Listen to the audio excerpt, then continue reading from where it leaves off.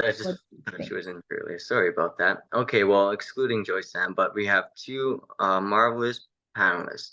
Um, so without further ado, how about we move into the first line of questioning? Um, can you share a success story from your community and or organization in economic development and why you think it was successful? Nolan, would you like to take the reins on this one?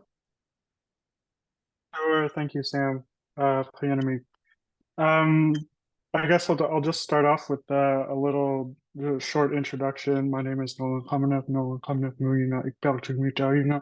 I come from Arctic Bay, Nunavut, but currently, as Sam said, we're here in Iqaluit together, attending the 7th Gen conference, and we have a little bit of a break, and we so graciously were invited to participate in this panel. And I'm excited to share what I've got to learn from my experience as a consultant, working with a renewable energy developer, and now as an environmental monitor at QIA. Um, I, yeah, I also am a member of the Nunavut Climate Change Youth Advisory Council, and yeah, just a passionate language advocate.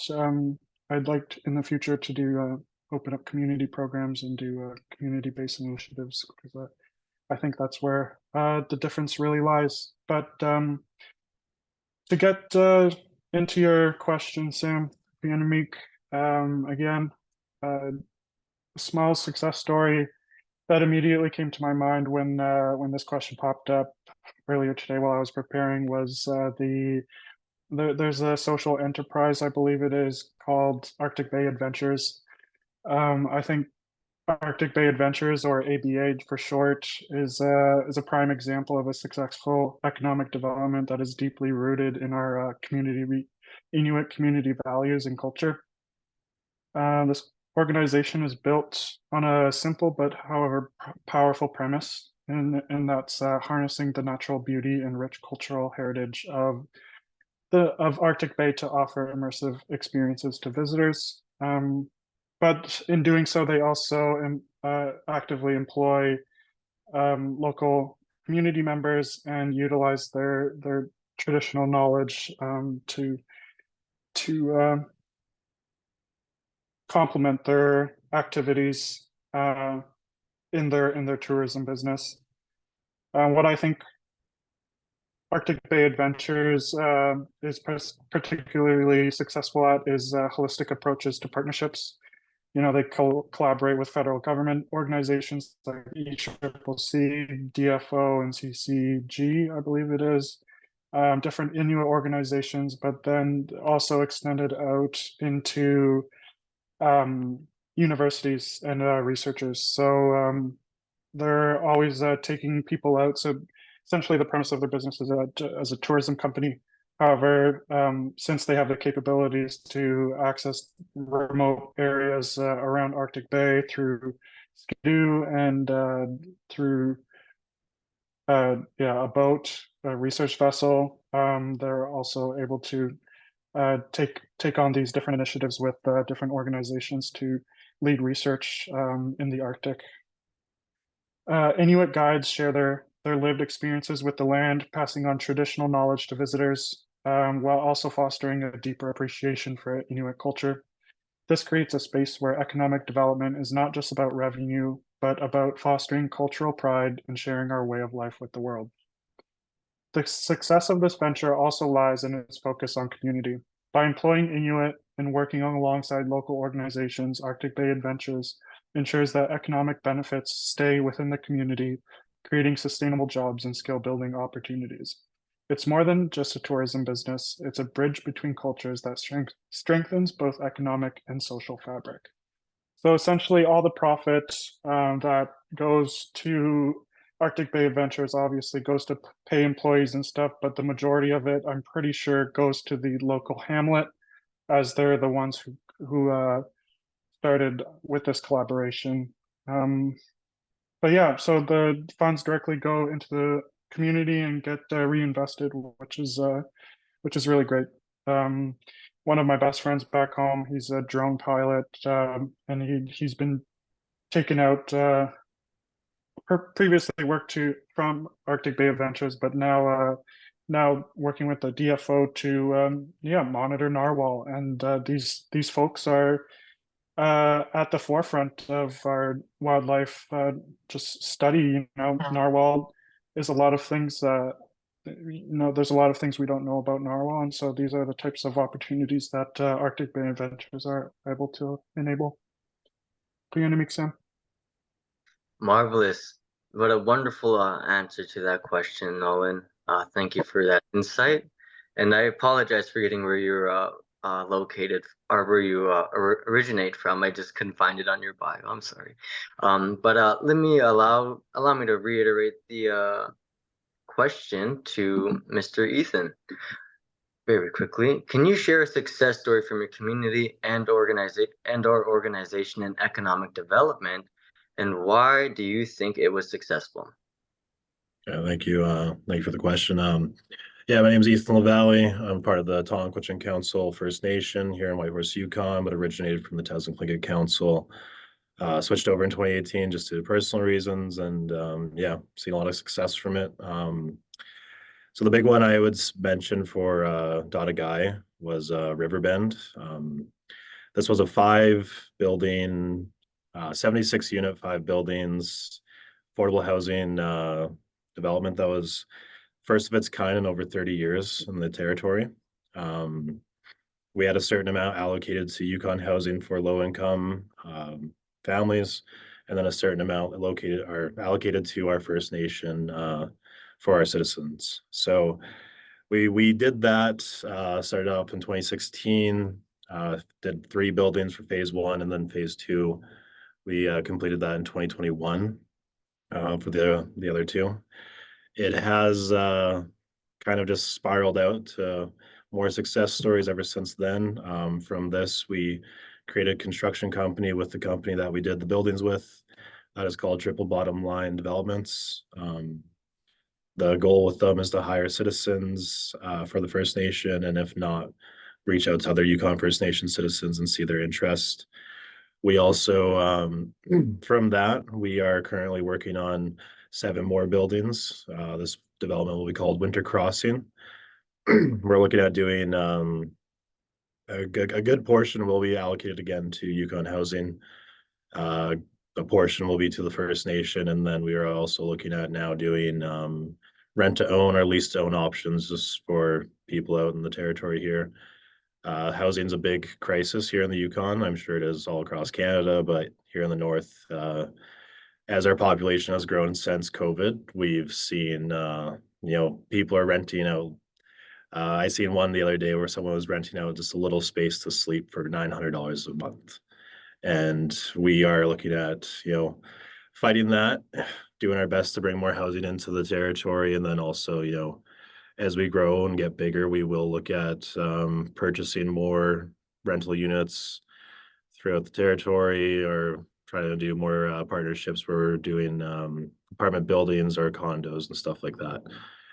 Yeah, like for me, I started off at Riverbend with Daghay. I started doing construction with them in 2019, just seasonal work because I was doing firefighting, and from there they got me here. So success stories from it are there's a lot, and the biggest one I take away from it is employment for our citizens and for Yukon First Nation people.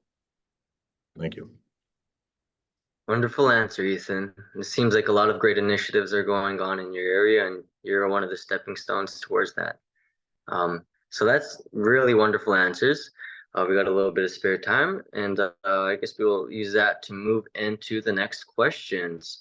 So our next question we'll be leading into is, how can communities effectively prioritize and implement emergency preparedness plans to address the specific climate change related risks they face, such as flooding, heat waves, and/or wildfires?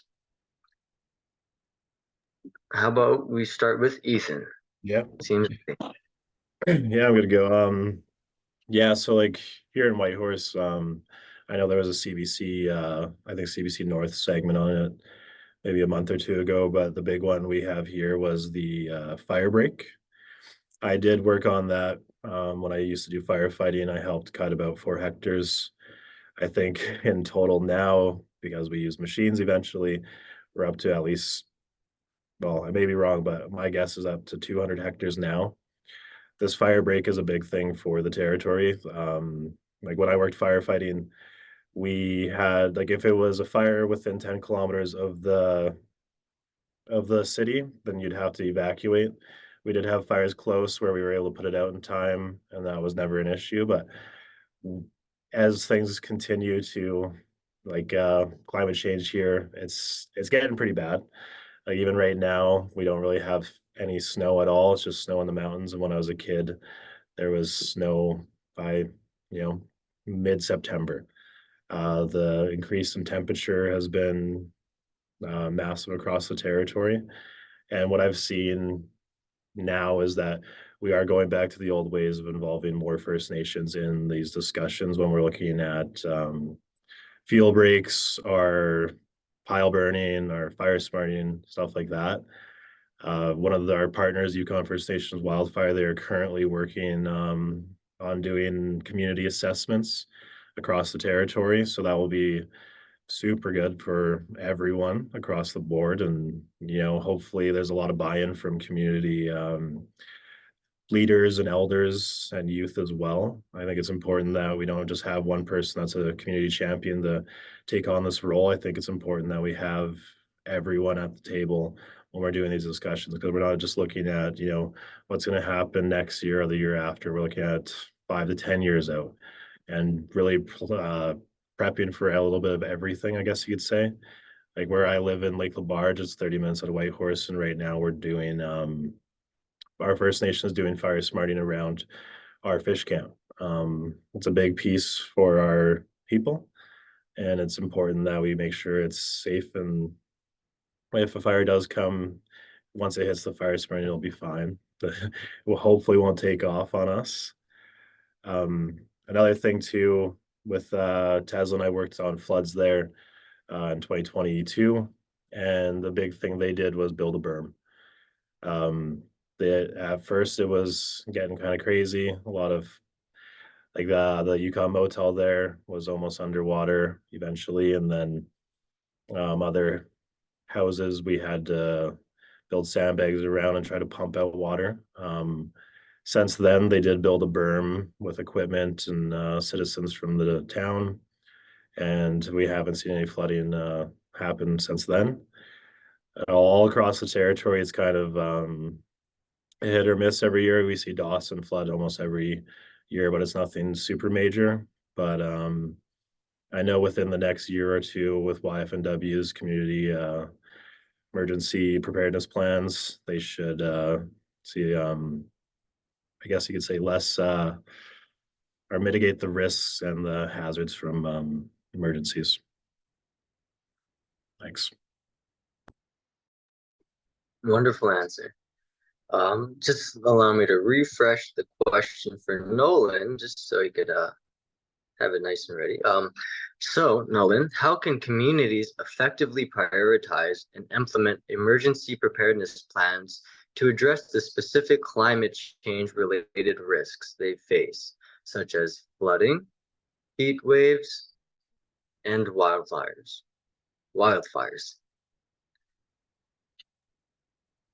Qikiqtani Sam and Qikiqtani Ethan for your answer.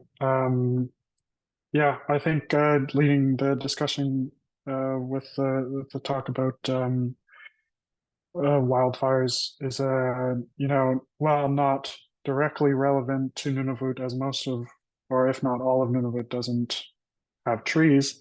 There are things that Nunavut can do with the unfortunate knowledge of that the other territories and provinces face throughout Canada. In this, when I say this, I say that this is Nunavut's wake up call. While we don't currently face wildfires, there are different types of threats that kind of work to worry us, especially our elders, especially our youth. the ones who are active out as harvesters. And yeah, in coastal communities like Arctic Bay, climate change is an ever-present threat, just as most indigenous communities in the north, particularly as rising sea levels and unstable ice conditions impact both our safety and our way of life. The Hunters and Trappers organization in Arctic Bay, I could be wrong. It could be the Hamlet. I think I'm misremembering, but either one of those organizations has taken a role in addressing these challenges and ensuring that community members are equipped with the tools and knowledge needed to navigate these changing conditions. A key initiative has been the distribution of spot devices. So we're looking at a more, smaller scale emergencies, boat accidents, being stranded, not having enough gas to return home. But these devices provide real-time tracking and emergency communication for those traveling on the land from like I said, remote places. Coupled with the groundbreaking work of Smart Ice. Smart Ice is a social enterprise also that works to employ Inuit to monitor sea ice conditions using a technology called the Smart Qamutik or a smart sled. These tools integrate Inuit or Inuit traditional knowledge with cutting-edge technology. The elders' deep understanding of ice patterns is complemented by data from the Smart Qamutik, creating a robust safety system that respects traditional knowledge while also using modern tools. I should say, the Smart Ice is a really amazing organization that harnesses the mentorship between youth and elders. The first image that comes to my head when I think of Smart Ice is my sister telling me of the community planning session. They invited a bunch of elders and harvesters within my community, and they gathered them around a really big map. And I don't exactly know what the conversation was about, but they were talking about the sea ice and the patterns and which routes were safe to take now. And a lot of that knowledge is starting to be lost. And so any documentation to support that, I praise that highly, and I think Smart Ice is doing a great job. Some things that I think would be great for my community to kind of implement, just as we start to notice things like wildfires, coming in, affecting air quality. Like I said, rising sea level conditions as our houses are really close by to the coast in some places, and the sea ice changing conditions. I think one really important thing that we could look to integrate within our community would be like a seasonal change when the season changes. I think it would be really awesome to have like a safety meeting, kind of like an emergency planning meeting, where everyone's invited and we bring together hunters, harvesters, elders, local leaders to discuss risks associated with boating, skidooing, and other land-based activities. The blend of traditional knowledge and new technology not only increases safety, but also ensures that our community continues to adapt to the ever-changing environment. This kind of preparedness rooted in local leadership is the key to building resilience against climate change. You know what I mean? Wow. It's so interesting to see kind of like the two sides of Canada and how yes, we are all the same, but we all have our own difficulties and, land-based problems. So it's really interesting when, where we have Ethan really dealing with the fires where he's at, and it's we get the smoke down where I'm at in Frog Lake, Alberta sometimes, and it can be terrible. So it's really great to have ready preparedness plans like these in action and in ready. And yeah, same thing with Nolan. Like it's so interesting. It's also a really culture shock being here with the no trees, and it really puts perspective on a lot of things. They're really tough out here to be able to survive in this kind of climate. So props to you, gentlemen, for those answers. That was perfect. All right. Let's move into the next question. How can communities effectively transition to green energy solutions? And what role can local residents play in promoting sustainable practices and supporting renewable energy initiatives? So kind of a lengthy conversation. Question. Nolan, would you like to take this one first? Absolutely. Yeah. Yeah, I'm pretty passionate about this. As I said, I worked for a renewable energy developer here in Nunavut called Nunavut Qikiqtani Corporation, who just recently presented here at 7Gen, and I encourage you to check out that page. They're doing some great work in this space in Nunavut. And together, as we look forward with NNC towards a more sustainable future, one of the more pressing needs in our communities is the retrofitting of homes and buildings to improve energy efficiency. Our homes built for cooler climates are now facing the reality of a warming climate, with some houses even requiring air conditioning during hotter seasons. This is where a comprehensive and community-driven approach to energy efficiency becomes essential. One promising solution is pump storage. So I've done some engagement in these communities up in northern Canada, and yeah, so they folks have been really attracted to pump storage solutions, and I'm not sure if folks are familiar, but it essentially uses gravity to uses gravity from one reservoir and kind of I think it spins like a hydrokinetic propeller into another reservoir and kind of rotates that water, generating electricity. However, in Sanikidoak, in our most southern Qikiqtani community, a wind turbine was recently installed. I think it was in 2022 or 2023, cutting the community's energy costs by half. So just for an example, in Arctic Bay for a small trailer, sometimes during colder months, a lot of folks end up spending an entire paycheck on their electricity bill, and so cutting that cost in half, goes goes a really long way, especially in a small community where there's not much where you can buy. Um, this is a prime example of how tailored solutions can bring immediate benefits. Working closely with the Tlcho Corporation, which is our local utility up here, we can replicate similar models across Nunavut, ensuring that the local residents are involved with both the installation and maintenance, building skills that will serve the community for generations. So really looking at that capacity building piece. Alongside these technical solutions, public education initiatives are key. By fostering a deeper understanding of energy efficiency and advocating for retrofitting programs, we can help households save on energy costs while improving the overall quality of homes. Whether it's integrating heat pumps or learning from best practices in Alaska and Greenland, a shift toward sustainable and energy efficient living is not only achievable, but necessary for the well-being of our coastal communities, and I guess the rest of our northern indigenous communities as well. Marvelous, marvelous. Now we'll move into Ethan. Yeah. How can communities effectively transition to green energy solutions? And what role can local residents play in promoting sustainable practices and supporting renewable energy initiatives?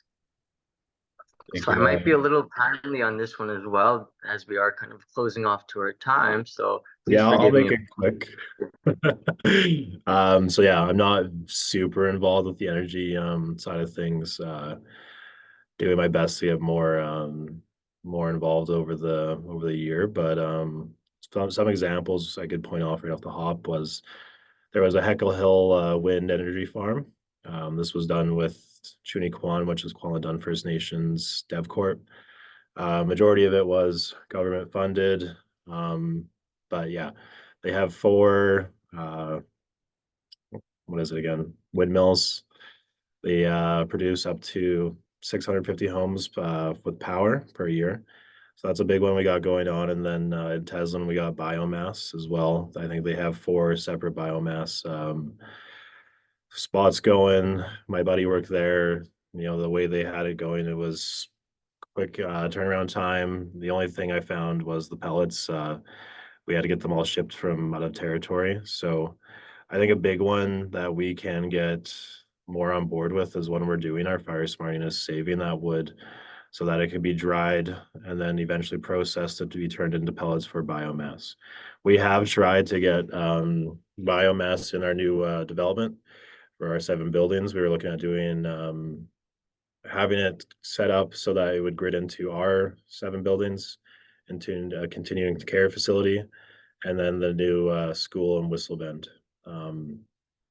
It's a little bit hard to deal with government, as we all know. So it's yeah, didn't go too well, but we're still pushing for biomass eventually, and then just getting our people out there doing fire smarting and trying to use that wood for pellets and stuff. That's our big one right now that we're looking at in terms of solar and stuff. Like we have tried to get solar for our buildings, like our Riverbend. We do have 2 solar panels set up on south facing buildings. We were looking at doing 2 more for our buildings due to government funding cuts. That will not happen anymore. But you know, if things get going again with government funding and stuff like that, we will be doing solar on almost every single building going forward. With our developments within the First Nation, there has been a lot of chats about our new developments for single unit housing or 2 bedroom housing, stuff like that. We are looking at doing either biomass in the middle to go out to everybody, our wood stoves and stuff like that.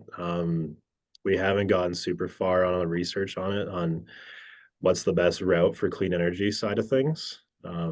Eventually we'll get there, but for now it's just a lot of discussions amongst the community on what they want and what they would be best fit. There was a comment that annoyed me when we were doing it about how someone said how the youth don't even know how to use a wood stove. You know, I have a wood stove at my house, so I think we're pretty okay with it. The only issue is that the increased price for wood kind of pushes you towards using electric heat, I guess you could say. And with our very overloaded grid here in the Yukon, it has been fairly disruptive past 2 years. So hopefully things get better and we get some more clean energy solutions here in the territory that could help offset that grid. Marvelous. Thank you for that one, Ethan. And I will just add in a little bit. If anyone's interested in clean energy or green energy, the Indigenous Clean Energy Network offers a multitude of programs, and they're all free for applying. I myself am a Generation Power applicant. I have 75% of my wage subsidized. So anyone interested in that career path, just type in the ICE network, Indigenous Clean Energy Network, and there's so many of these there. So we are running a little short on time. I should mention that. We will move into the last question, but I'll be much more shorter. And fortunately, we are running a little bit over. I apologize for that in advance. But let's move into it. Looking ahead 30 years, what advancements would you like to see in the field of economic development within your communities? Yeah, I could start us off here. I think the biggest one is us owning all of it. Like right now, we're working on closing the Northwest Tell deal, and that will have a consortium of all 3 territories being the owners of that. Right now, 2 to 3 years ago, we closed the deal on owning the fiber line. It's just those little steps like that where we're buying the big stuff and becoming the big players in the room, where we can start owning, you know, Yukon Energy or ACO and everyone that's involved in the big stuff. And like I look at it like we're eventually, you know, hopefully pushing out government with firefighting as well. Like, yes, it's always been government based, but when you know, have enough crews across the territory with First Nations, we can own it. Same as all of the real estate within the territory. A lot of it's on our traditional lands. Due to all the agreements back in the day, it didn't entirely work out for Tlcho. But, you know, we're getting back to pushing harder on government and making sure we get more of a piece of the pie here in Whitehorse. I find KDFN has a lot more land than us due to better negotiators. So hopefully, within the near future, we could scale up. Okay. Good to go. Marvelous. Thank you for that, Ethan. I'm sorry, I was just getting some notes as well. So we don't have to rush as much. We do have a little bit of cushion time, fortunately enough. Sorry for that, rushing you through that, Ethan. I hope it wasn't too much. So yeah, we'll move into Nolan now. Let me just rephrase the answer for you, give you a good refresher. So looking ahead 30 years, what advancements would you like to see in the field of economic development within your community? Panelists, Sam, and Panelists again, Ethan, for starting us off in a really good way. You know, I think he said it perfectly right there. I think we need to own it all. You know, when I think of that, I think of all the mining operations that occur in Nunavut. And I think of this because of my work on site at Baffinland as an environmental monitor. I see the disparity between the populations of employees. Um, and it's honestly, it's a little depressing. You know, we have so many bodied people to, you know, potential field if they chose to. However, you know, a lot of the logistics make it an unattractive option for a lot of our community members. Um, However, I do think there is a pathway where mining operations do work in Nunavut. And I think that is, just as Ethan said, we have to own it. At least have 51% employees be Inuit.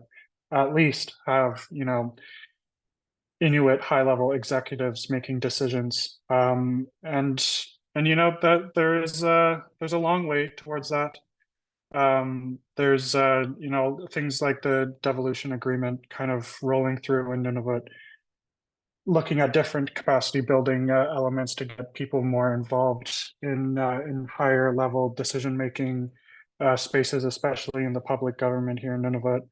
Um, but yeah, I looking ahead, honestly, I would really love to see that our communities shine in the areas of art and land-based services. You know, generally, you know, you go in a room of Indigenous people and you ask them how many of you are artists. Um, at least, you know, a good 50% are going to raise their hand. When you go in a room full of people from the South, they just haven't really lived in Indigenous communities, that number is significantly lower. And I think that's an important stat. Art is the way we tell stories. And by investing in artist work, we not only preserve our cultural heritage, but create economic opportunities. I see a future where local galleries, online platforms, and collaborations with national, international art spaces allow our artists to thrive both creatively and economically. This shift will create a ripple effect where young Inuit are inspired to pursue creative careers and our culture is celebrated on a global stage.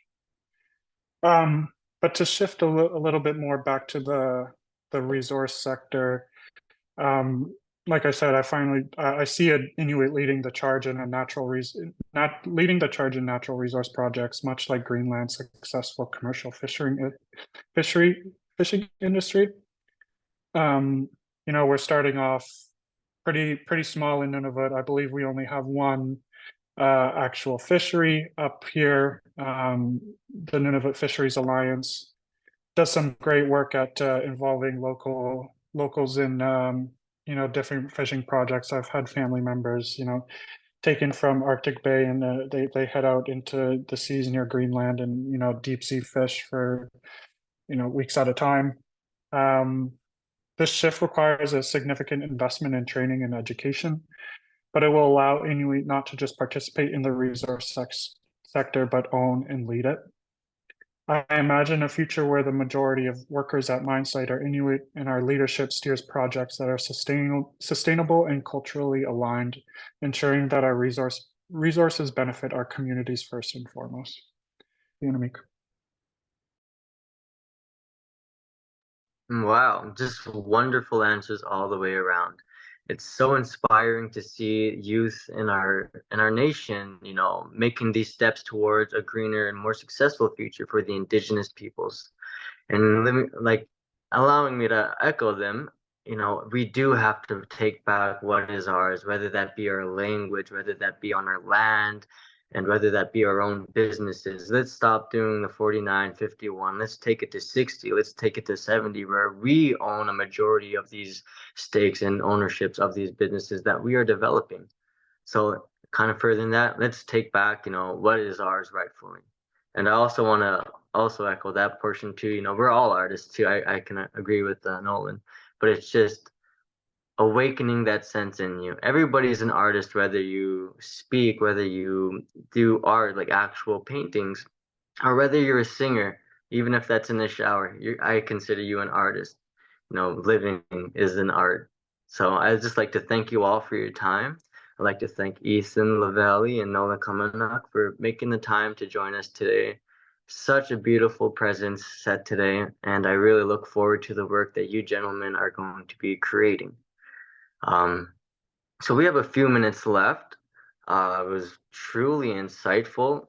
I'm really excited to see if anybody has any questions or any form of notes. It was such a pleasure being out here today. But without any further ado, I believe we are ready to conclude our panel.